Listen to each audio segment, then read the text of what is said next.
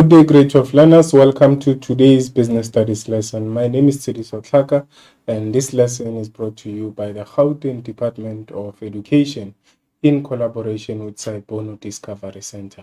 Today, we look into your paper one subtopic, which is your business environment, and this is your main topic, business environment, and the subtopic we look into there is the impact of recent legislation on businesses. We'll be looking into the three acts at the same time, which is the Basic Conditions of Employment Act, Compensation for Occupational Injuries and Disease Act, together with the Broad-Based Black Economic Empowerment Act. And I'm your presenter, Tsidiso Tlhaka. As we proceed, we start by looking into the learning outcomes. This is what you should understand at the end of this lesson. So by the end of this lesson, you should be able to explain the purpose of the acts. Remember, I talked about three acts.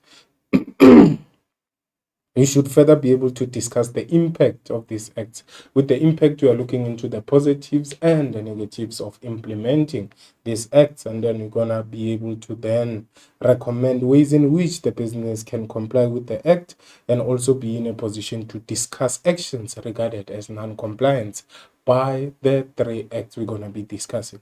Then we further look into penalties for non-compliance, to say, should the business not comply with the three acts, what is going to happen to that business and what are the penalties that would then be imposed to that particular business. We will further look into the following. We should be able to explain the differences between black economic empowerment, and you should further be able to explain the difference again between broad-based black economic empowerment. So you should be able to distinguish between black economic empowerment and your broad-based black economic empowerment.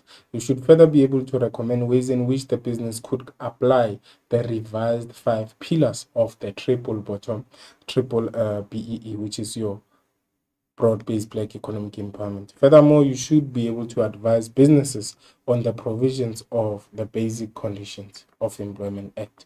Terminology that is key for this lesson is the word compliance, meaning to comply. What do we mean by that? Compliance refers to acting according to set of rules, because these acts were developed in line with the idea of businesses complying and following the rules. So the government developed these legislations to ensure that the business is also part and parcel of making sure that they contribute to the redistribution of wealth, of better economic conditions, and also of looking into the working conditions. When you are looking into basic conditions, to say the business should know and be guided to say these are the proper working conditions according to the act, which will be prescribing or providing provisions for the working conditions, and together with COEDA, whereby it will guide businesses on what to do when employees get injured in the workplace and what should be the process that the business should follow in order to safeguard the employees.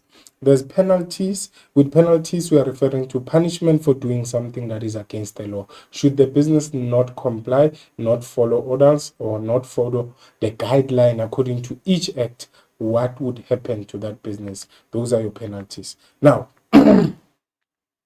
we are going to focus on these three: the Basic Conditions of Employment Act and Compensation for Occupational Injuries and Disease Act, together with the Broad-Based Black Economic Empowerment. Focus area for our lesson, we will look into the purpose, to say why did the government develop this act. We'll also look into the impact of the acts, whereby we focus on the positives and negatives of implementing or complying with these acts, to say what are the advantages to the business and what are the disadvantages or negatives. Then we'll also look into actions regarded as non-compliance, to say which activities should not be done by the business, because should the business do those activities, they are then not complying, and then that would help the business to avoid penalties for non-compliance, which we're going to learn as well, to say what would happen to a business that fails to comply, and then we'll also look into ways in which the business can comply with the different acts. Now let's start with the purpose. Why did the government develop the three acts? The background is with your Basic Conditions of Employment Act. We'll be looking into the conditions of employment, but with Compensation for Occupational Injuries and Disease Act, which is Act 61 of 1997, we look into the idea to say when employees were getting injured in the past, what was the condition? And now when they get injured, we know that they have to be compensated, because the process and procedure is guided by this act we are about to talk to, which is your Compensation for Occupational Injuries and Disease Act. Remember, the word compensation means to repay. So employees who get injured have to be paid for being injured in the workplace, because this might mean they will not be able to perform their duties, and this would mean they will not be able to generate income for their families. Therefore, it is vital for them to be paid for being injured in the workplace or sustaining any injury or disease while they are performing their duties. Then we have the Broad-Based Black Economic Empowerment Act, which is an act that was developed to ensure equitable distribution of wealth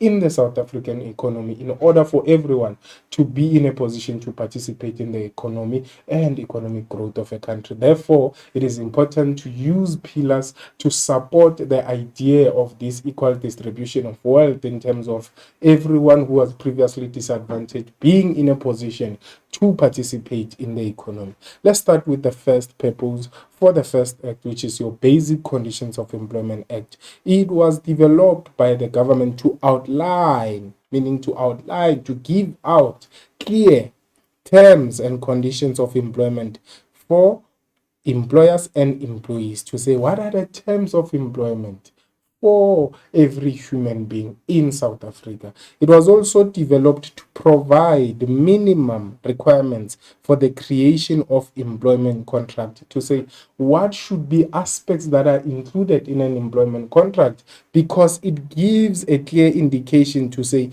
this is basic conditions of employment, what should be in employment, and how should one or employees be treated when they're inside that working environment. But COEDA, on the other side, which is Compensation for Occupational Injuries and Disease Act and Amended Act. This act now applies to all casual and full-time employees who become injured due to a workplace injury. So this was developed by the government to apply and try to help those who get injured while they perform their duties and activities within the workplace. The type and severity of the injury will dictate the medical expense and other compensation that will be paid to the employee. So should the employee be injured in a way that they will not be able to perform their duties, it means more compensation then shall be paid out, because it means the employee will not be able to perform and generate income for their family anymore. So the income should be more, to an extent that it helps in sustaining the family as well.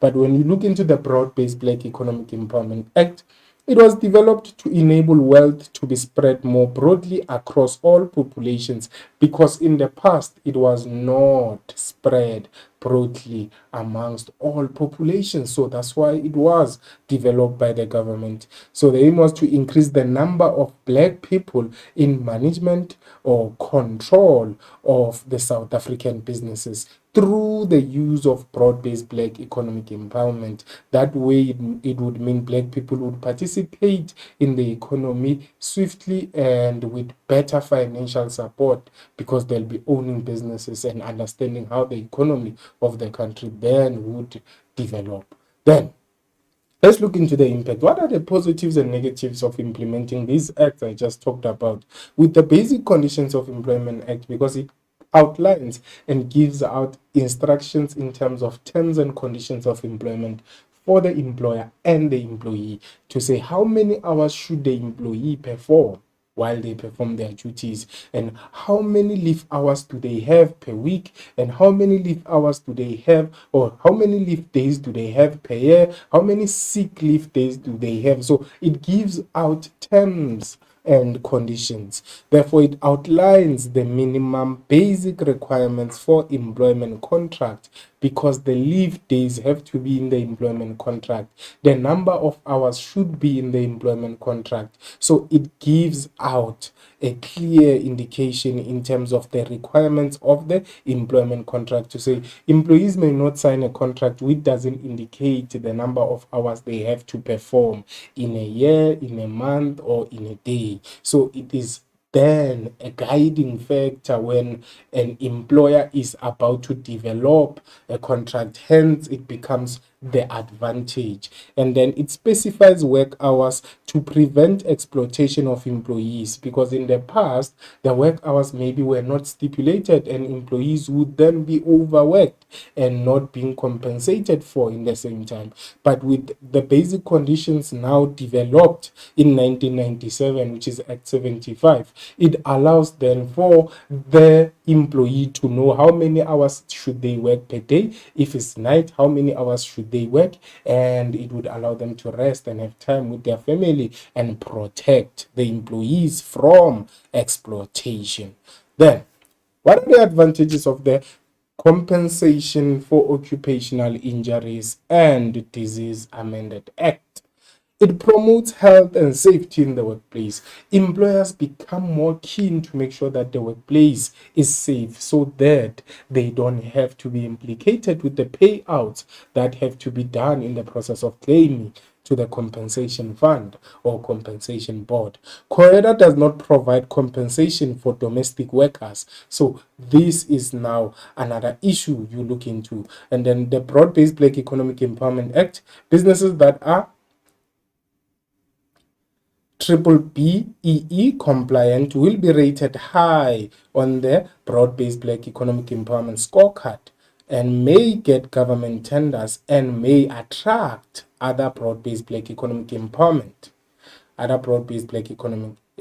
partners. So with BEE, one thing we should understand is that we have 5 pillars that I believe I should talk to first before we can then look into the impact and everything. But before, we need to understand that there was BEE and now there is Broad-Based Black Economic Empowerment Act. The differences between the two is that Black economic empowerment is a government policy that may not always be enforced, meaning it may not be enforced. It may not be compulsory for businesses to apply BEE because this is a policy. Whereas with the Broad-Based Black Economic Empowerment Act, this is an act that is enforced. It must be complied with by businesses. So it makes it a must for businesses to comply with the Broad-Based Black Economic Empowerment. Whereas when we look into the BEE on the other side, we look into who benefited. Now, few only benefited when we look into the BEE. It benefited only few previously disadvantaged people in the economy because it needed some certain level of education. But we know that after the apartheid system, there were very few black people who were educated. So only few benefited from the policy or from the BEE. And then when you look into the Broad-Based Black Economic Empowerment Act now, it encourages a wider group of previously disadvantaged people. Hence we say wider, meaning it is not few who will benefit from this act, but it is a wider group. This may include black women and people who are physically challenged to be considered for employment. This may include the youth and people in rural areas to participate in the economy, because the Broad-Based Black Economic Empowerment, it is broad in its approach. It focuses on management, it focuses on skills, it focuses on ownership. Whereas when you look into your BEE, they say it focused only on 3 pillars that did not include previously disadvantaged people. So it was only focused on ownership, and people who are having businesses at that time were then advantageous from the BEE. But when you look into the Broad-Based Black Economic Empowerment, it focused on 5 pillars, which includes sectors of the society, especially the previously disadvantaged people and previously disadvantaged communities, because it improves the skills development as a pillar there. We are also having management control as a pillar, which makes sure that females are represented in management. We are also having ownership, which talks about encouraging black people to be part of shareholding or to buy shares from companies. And we are also having enterprise and supplier development, which encourages large businesses to give support to small businesses in order to create job opportunities.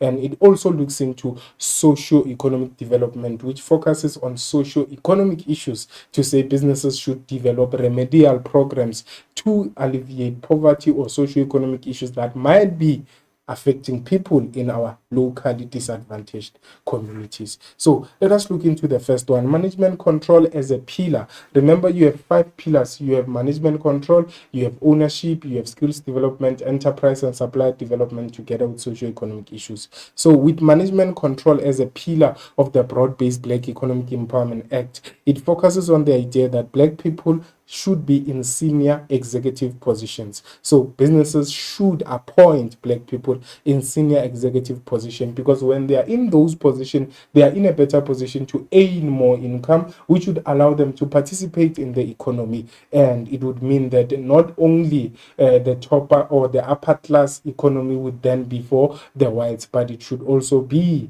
contributed to by the blacks. And then it involves Black people in decision making processes, and it ensures that Black females are represented in management.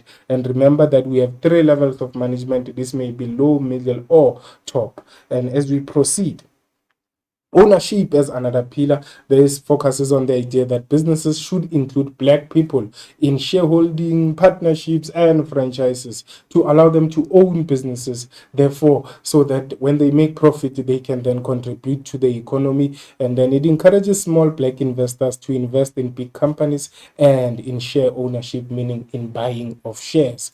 Then large businesses should form joint ventures with small Black-owned businesses and share the business risk.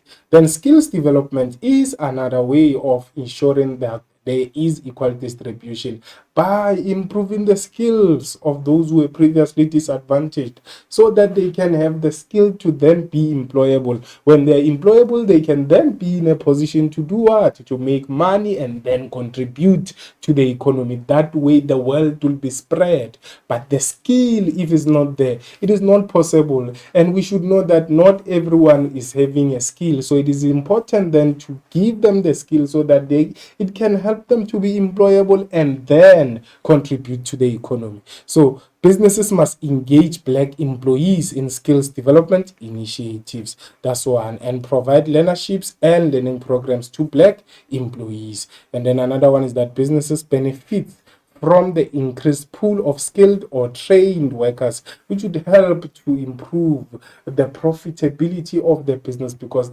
then there would be productivity, which is an ability to use less raw material to produce more goods and services by the business. Then that is why we use skills development.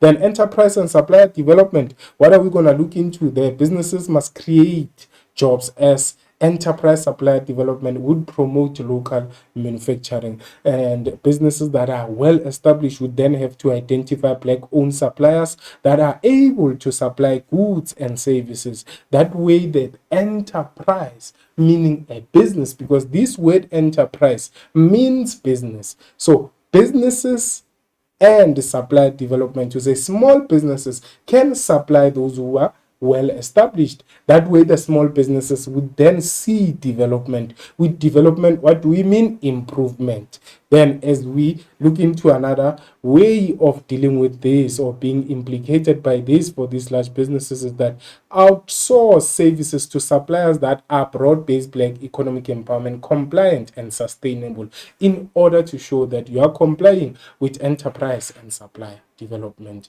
So this is basically an example to say, if there's a local farm, KFC then can go into that small farm and look for the raw material, or use their chickens to be in a position to be seen as a broad-based Black economic empowerment compliant, because they shall have identified Black-owned suppliers to supply goods and services for KFC, which is a well-known brand or a multinational company, I would put it.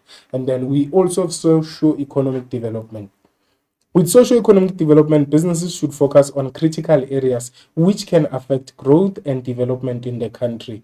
For example, they can focus on environmental awareness, education, housing, poverty, and unemployment. So businesses can then invest in the education, because when you invest in the education, you then allow the learners who are in school to get maybe bursaries, so that they can further their education and then become employable, which would then help them to contribute to the economy. And then another way is that they should distribute scarce resources to selected beneficiary in the community. Those scarce resources would be resources like machines that would help businesses to produce and make their own products, and it would help them to participate in the economy as well. So with those pillars, we are then in a position to go back and look into the impact of complying with these pillars.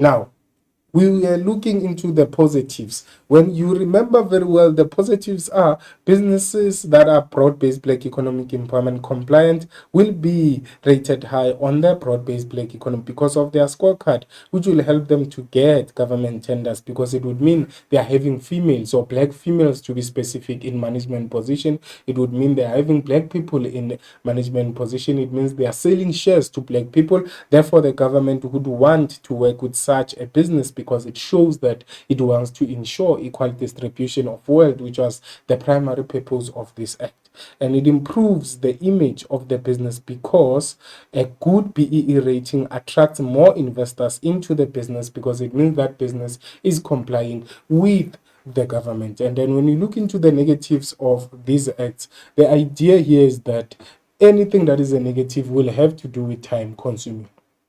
In a business, anything that wastes time is considered to be a negative.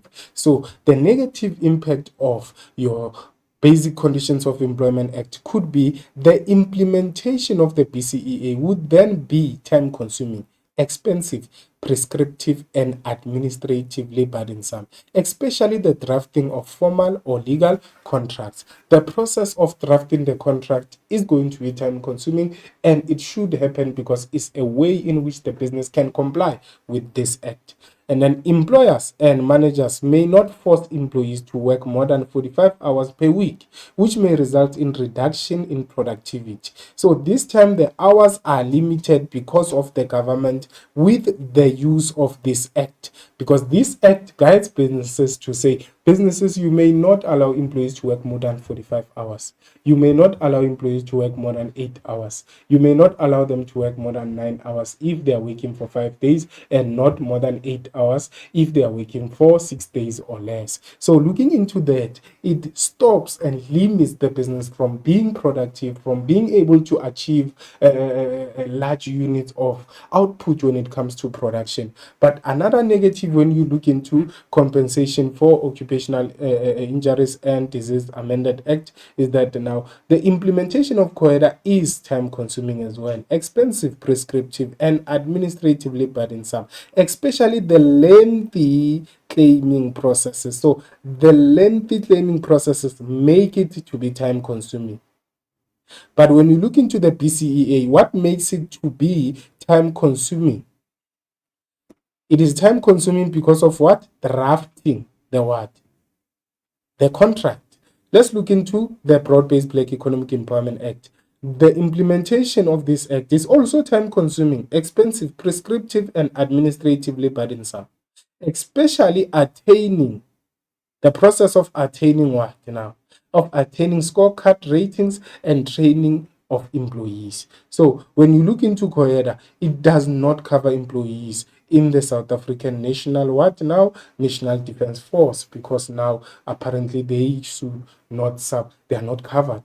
So that's a disadvantage, because there are also employees who are working for South Africa and working within South Africa. Costs increase as the business has to spend on the correct compliance with the 5 pillars to obtain a good BEE rating. So this can mean the business has to hire the right employees, the blacks who were previously disadvantaged. So all those would then increase the cost, because somehow they might be doing skills development, which they have to pay for, and also they might be doing socio-economic development by creating programs that are focused on education or environmental awareness, which will also cost the business. Then let's look into actions that are regarded as non-compliance. This should not be done, because if the business does these actions, they are then considered to be non-compliant. Unilaterally changing the information on the employment contract by the employer without consulting with the employee, it is then considered to be non-compliance. And also preventing employees from gaining access to their employment contract, it becomes a source of non-compliance as well. So what is key here is that when you are talking to your basic conditions of employment act, you would see that the word employment contract appears so many times, because this now act would guide how the employer should develop this contract. Hence, when the employer is not able to give employees access to the contract, they are viewed to be non-compliant, because in a way they want to find a way to exploit. And this act says give access to the employment contract so that the employees can know how much or how many hours do they have to perform in a day, and how many hours should they perform in a week, and how many leave days do they have in a year or in a month, depending on the conditions.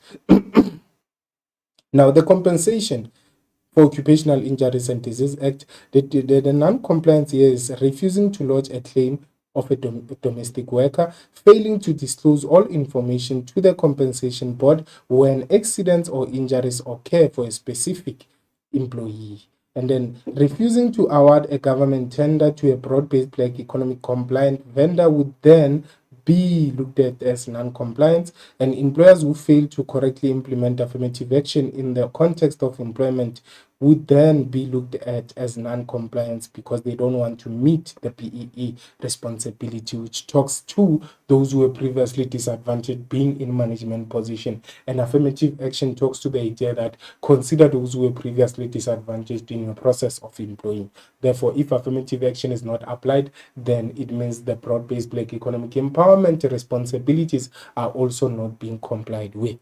Then, as we proceed, we'll look into penalties for non-compliance. What are the penalties? And some of these penalties will look the same, but remember, the penalties for each act is informed by how you comply with each act. Businesses that do not comply with the PCEA may receive a compliance order from the Labor Court. Look into this one. Businesses that do not comply with COEDA may receive a compliance order. Basically, if you know this sentence, you know everything that has to do with penalties, because for all the acts, this would then be done to say, should this act not be complied with, the penalty could be the compliance order from the Labor Court, which forces the business to comply with the PCEA, or with the COEDA, or with the Skills Development, or with the Labor Relations Act. So businesses that do not comply with BEE will receive a compliance order as well. So the difference is that you will look into the question and say, if the question is talking about BEE, or Broad-Based Black Economic Empowerment Act rather, you know then that the answer should be compliance order, maybe issued if the business does not comply, which forces the business to comply with the specific act that you saw on the question. So the other penalty could be businesses may be taken up on labor court for a ruling, and businesses may be forced to pay recovery costs required by the compensation fund, which is now if they fail to apply and pay for the compensation, or which would help to protect the workers. The state may decide not to renew business licenses and revoke the business licenses and refuse to grant authorization to conduct business activities. Then, how would businesses apply or comply with this act? With the Basic Conditions of Employment Act, the business should ensure that employment contracts do not contravene with any other aspect of the requirements of the PCEA, and they should ensure that employees do not exceed the stipulated working hours, which is 45 hours per week. That's how to comply with the PCEA, which is the Basic Conditions of Employment Act. Then the Compensation for Occupational Injuries and Disease Amended Act, then the business would have to display a summary of COEDA in the workplace where it is visible for everyone or every employee to see. They would also have to register with the Compensation Board and Compensation Commissioner for them to be in a position to cover their employees and be in a position to claim should their employees get injured. And then with the Broad-Based Black Economic Empowerment Act, the business would have to conduct a regular skills development training with black employees. This would talk to which pillar now? It would talk to skills development.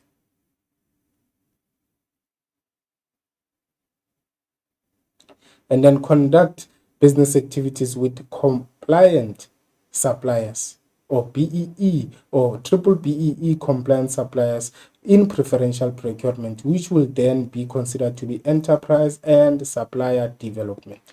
Then let us look into the other aspects. We dealt with the pillars, remember, with ownership. Businesses should include Black people in shareholding. And then when you look into skills development, businesses should engage Black employees in skills development initiatives, provide learnerships and learning programs for Black employees as well. Then when we look into enterprise and supplier development, businesses must create jobs as enterprise supplier development promotes local manufacturing, and also they should identify Black-owned suppliers that are able to supply goods and services. Then we look into socioeconomic development by focusing on the idea that businesses should focus on critical areas which would affect the growth and development in the country, such as environmental awareness, education, housing, poverty, and unemployment, and also giving CSI resources that are scarce. What are the provisions? Provisions that would inform your what? Your PCEE, the conditions I talked about. All these are key for the business in terms of developing the contract of employment or the employment contract. These are the key aspects that should be chosen or should be considered when a contract is developed. It's a must for a business to include these provisions because these are the conditions. This is the guideline on the conditions for any employee working in South Africa. The first one is the regulations of working time. Then we also have leave. Then we also have particulars of employment and remuneration. We also have termination of employment and prohibition of employment of children and forced labor. These are the provisions, and these are then used as source to develop employment contracts. Now let's start with the regulations of working time. Here we look into the ordinary hours of work, we look into overtime, we look into meal breaks and rest periods together with public holidays. Let us look into the guideline according to this act to say how does it give the terms and conditions that when we looked into the purpose, it was clear that it outlines terms and conditions of employment. One of the terms and conditions of employment according to ordinary hours of work is that workers must not work more than 45 hours in a week. That's number one. And then another one is that workers may work 9 hours a day if they work 5 days or less in a week. That is another guideline to say if your workers are working 9 hours per day and they are working for 5 days or less, you are not allowed to make them work more than 9 hours. Hence they say workers may work 9 hours a day if they work 5 days or less. But if they work 6 days, they may not work 9 hours. They can only work 8 hours if they work 6 hours. And it's there. Workers may work 8 hours a day if they work more than 5 days a week. So the guideline is on what? The days versus the hours. So if you are working 9 hours, you should only work 5 days or less, might be 4. But if you are working there 8 hours in a day, you may work then more than 5 days. It covers you. Then, when we look into overtime, workers must agree to work overtime. That's number one. The first condition is that it is not compulsory for a worker to do overtime. They must agree. Workers cannot work more than 3 hours of overtime per day and 10 hours per week. Those are the hours that are stipulated. Overtime may not exceed 10 hours, or overtime may not exceed what now? 3 hours per day. Then, how is overtime being compensated? When we talk to overtime being compensated, we're going to look into this to say if the normal rate is 100 Rand, so overtime that is worked during the week or in your normal time, then is considered to be 1.5. 1.5 to say the half for 50 Rand is half for 50 rand is half for 100 rand is a 50 rand, meaning per hour of overtime an employee is going to be rating 150. Should the overtime happen on Sunday or on public holidays, then the employee should be paid double the normal rate when they are working overtime in Sunday and when they are working their overtime in public holidays. So this is to say, if the normal rate is 100 rand, then double the rate. It means per rate the employee will then receive 200. Meal breaks and rest period. How much time should an employee rest when they are having their meal breaks or rest periods? Workers must have a meal break of 60 minutes after continuous hours of work, or this can be reduced to 30 minutes by agreement or by written agreement when working less than 6 hours per day. So workers must have a meal break of 60 minutes after 5 continuous hours of work so that they could eat and call their family members. Maybe, it's not there, but I'm just giving you an idea. Now, public holidays. Workers must be paid for any public holidays that falls on the working day. That's one. And then work on public holiday is by agreement and paid double the rate. If the normal rate is 100 rand, therefore the double the rate would mean 200 per hour. Then that's how then they would be paid. So those are conditions. Then we have leave, and we're going to look into types of leaves. When we are talking to leave, we're talking about the days that an employee would not come to work due to certain reasons. The first reason could be annual leave, and the other reason that would make an employee not to come to work is sick leave. And another one could be maternity leave, together with family responsibility or paternity leave and parental leave. So should it happen that an employee wants to take a rest, they can then apply for annual leave, which can mean 21 consecutive days per year. But with sick leave, it is entitled based on the idea that the employee is sick, and in some instances that employee might have to provide what? Evidence to say they were sick through a medical certificate. And then when you look into maternity leave, this is for employees who become pregnant. They will then be granted 4 months to stay away from work. And then family responsibility leave, employees there are allowed 3 to 5 days to look after their family member, to attend a funeral of a sibling or a close member of the family. So that would then be considered to be family responsibility leave. And then when you look into parental leave, it can be 10 days, it depending on the condition, because you're also having an adoption situation over there. You're also having a situation whereby maybe the spouse has just given birth, so a male employee can then qualify for 10 days of parental leave. So the conditions differ to say, why would the employee be out of the workplace or not come to work? With this leave, they will be out of work, but their salary will still be paid as it is in its full capacity, because these are considered to be valid reasons not to be at work for an employee. Hoping I was clear. Let's start with the annual leave. Workers here are entitled to 21 consecutive days of annual leave per year. That's number one. An employer can only pay a worker in lieu or instead of granting a leave if the worker leaves the job and terminates the employment contract. So this is what now your annual leave. How many days there?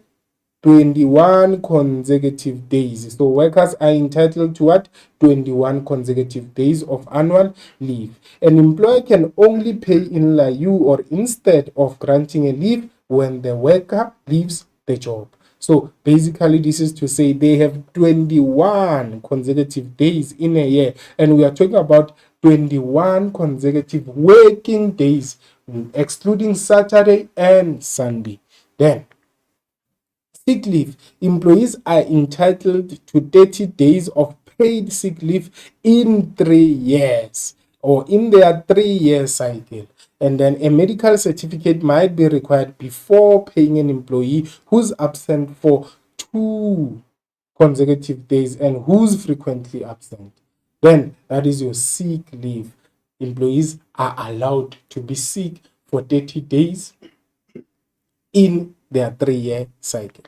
Then that would mean in those, if they are within the 30 days, they will then be paid even if they did not come to work. Then maternity leave. An employee or a pregnant employee is entitled to 4 consecutive months of leave. And then a pregnant employee may not be allowed to perform work that is hazardous to her unborn baby. Now, that is your maternity leave. The focus there is 4 months. That's your key word. Then, family responsibility leave. This is 3 to 5 days. Your key word is 3 to 5 days of paid leave per year on request in an event of the death of the employee's spouse, like partner, parent, adoptive parent, or grandparent, or child. Or should a child be sick or grandparent be sick, that then would be considered to be family responsibility. An employer may require a reasonable proof before granting this leave. Then, parental leave. An employee who is a parent is entitled to 10 consecutive days of parental leave after the birth of his or her child, irrespective of the gender, and then the employer must be informed or notified at least 1 month before the expected due date of birth. And then this is parental leave, and it can also apply to adopting parents. To say parents who are adopting can also take 10 days in the process of this adoption process taking place. Then when we look into another provision, we are having particulars of employment and remuneration. With your particulars of employment and remuneration, we are talking about personal details of the employee, details of the business or employer, job title or positions. We are also looking into the description of job description and working conditions, together with job specification and formal qualifications, and date of employment and commencement of the employment, together with remuneration and benefits such as fringe benefits, perks, or allowances. So these are the particulars of employment and remuneration, which would then be included to be contents of what now? This would be considered to be contents of your employment contract. Contents of your employment contract. Then terms of employment. When you are looking into termination of employment, we are saying in the process of terminating the employment contract, what should be done? A contract of employment may only be terminated following 1 week's notice if the worker has been employed for 6 months or less. That's one. Then, a minimum of 4 weeks' notice must be given if the worker has been employed for a year or longer.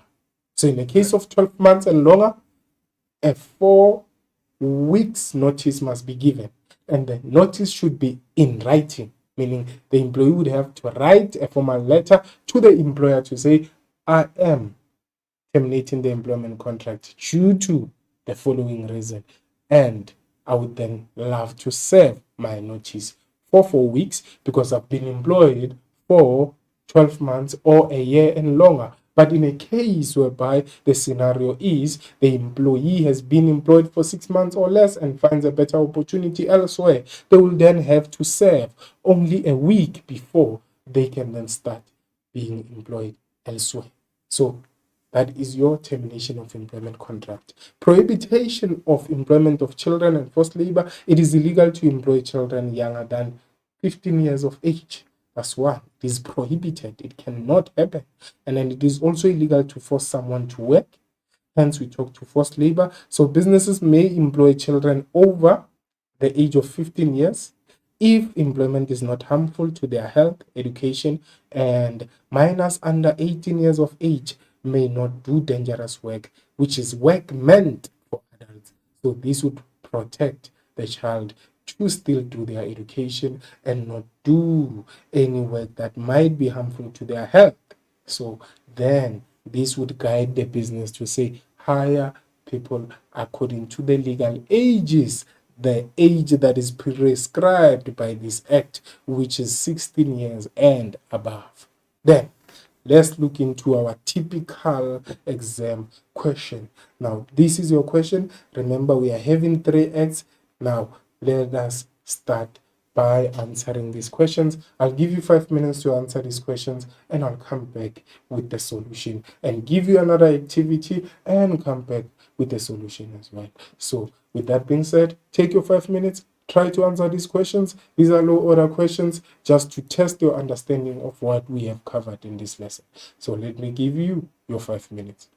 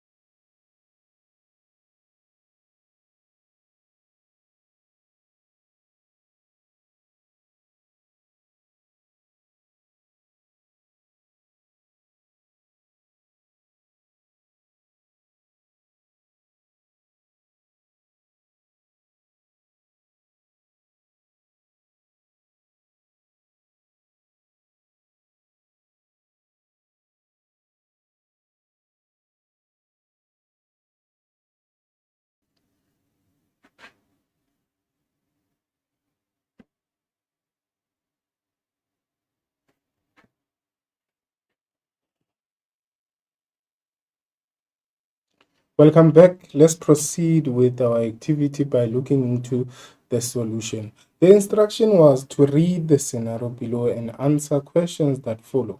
Capri Enterprise. Capri Enterprise offers recruitment services. They have females in their management structure. Moreover, they provide learnerships to develop their employees' capabilities. Now, 1.1, identify the two triple PEE pillars applicable to Capri Enterprise. Motivate your answer by quoting from the scenario above for 6 marks. And then 1.2 says to explain how businesses could deal with the triple bottom line pillars identified in question 1.1. Now, our solution. The answer here should be the idea that when you're looking into pillars, you would normally use this as a source for you to remember. So you're having your MOSES. What is your MOSES standing for? MOSES stands for, the M would stand for management control, the O would stand for ownership, the S would stand for skills development, and the E would stand for enterprise and supply development, and the S would stand for socio-economic development. So when you look into the scenario here, it says they have females in their management structure, which would then talk to your management control, and they provide learnerships to develop the employees' capabilities, which would then talk to what? Skills development, because learnerships is now the process of developing the skills of the employees within the organization. So the answers would be management control and skills development. 1 mark for the motivation, 1 mark again for the motivation, 4 marks for the pillars, and 2 marks for the motivation, and it's a total of 6 marks. Then when you look into another solution to say now explain how the business would deal with these pillars now. Management control. The business would have to appoint black people in senior executive positions. That's 2 marks for that. And then involve black people in decision making. That's another way of applying your management control. But with ensure that black females are represented, in management. Is it correct? Do you consider it to be correct? In this time, I believe you will say this is correct because it's there on the notes. However, when you look into the final marking, which would then be happening in December, and how then the marking process will be happening, this would then be considered to be repetition because it is in the scenario. We saw that in the scenario they said this business has females in their management structure, which would then be from this sentence to say ensure that black females are represented in management. So make sure that when a point has appeared in the scenario and that you have identified it and used it for motivation, you do not repeat it in what we call a follow-on question, which is a question of this nature, which says explain how the businesses could deal with these pillars. Already you have identified the pillar, that's correct, and you have also identified or quoted the motivation, which gave you 1 mark. So if we are to mark you for this point, we are basically giving you marks for free. But in the actual sense, we are supposed to mark you this way to show that you have repeated facts. Then, skills development. Businesses must engage black employees in skills development initiatives. That's 2 marks. And then provide learnerships and learning programs. These would consider to be repetition because it's there on the scenario. The business also ensures that there's learnerships and learning programs to their black employees to improve their capabilities. Yes, it's not similar, but it is taken from this sentence, which is then considered to be a repetition. And then businesses benefit from the increased pool of skilled or trained workers. It benefits, yes, that's correct. Then we have another activity now based on the BCEA. So with this one now, I would allow you another 5 minutes.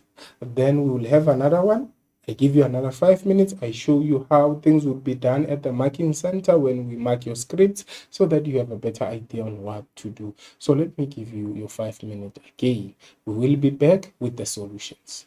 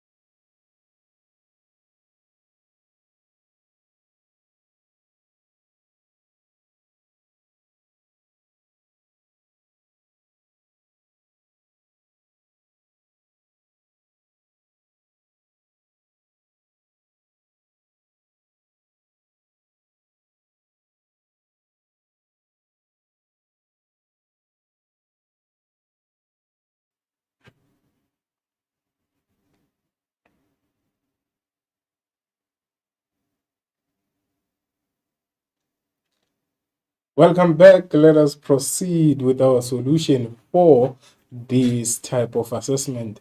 What is interesting is that I first showed you the scenario. Now I'm showing you statements, because in business studies, we assess in different ways. The first one was a scenario whereby you're supposed to identify. And then now we are looking into statements whereby you just then have to choose the concept applicable. Now, identify the leave provision stipulated in the Basic Conditions of Employment Act that Quick Shoe manufacturer complied with in each statement below. The mark allocation is 6. That is your instruction. Then let's see if you are able to identify the leave provisions. 2.1. An employee who is a parent is entitled to 10 consecutive days after the birth of his or child, irrespective of the gender. Which leave provision is that one? You are supposed to choose from the leave types that you have.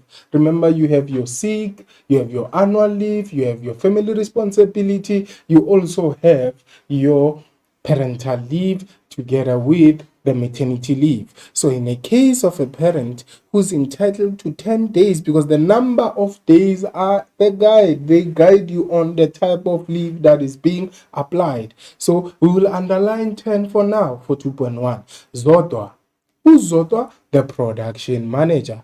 Zodwa, the production manager, brought a medical certificate for taking 3 days off to recover from flu. So what does this mean? Zodwa was sick because Zodwa is recovering from flu. So what type of leave could that be? We'll see when we get to the solution. Then we have John, the financial clerk, which was given what? John was given permission to take 5 days off work to attend to his sick mother. Now, what is very, very important with this statement is John sick? No, John is not sick. But what we see here is that John's mother is the one who is sick. Therefore, this would be considered to be what? Family. A family member is sick. Therefore, the answer should be family responsibility leave. So this would be family responsibility leave. Then with Zodwa, the production manager, who brought a medical certificate. A medical certificate. So Zodwa is sick. So this would be sick. This would be sick leave. Then with an employee who is entitled to 10 days of consecutive days after the birth of his or her child, irrespective of whether a boy or girl, male or female, the answer would then be parental leave.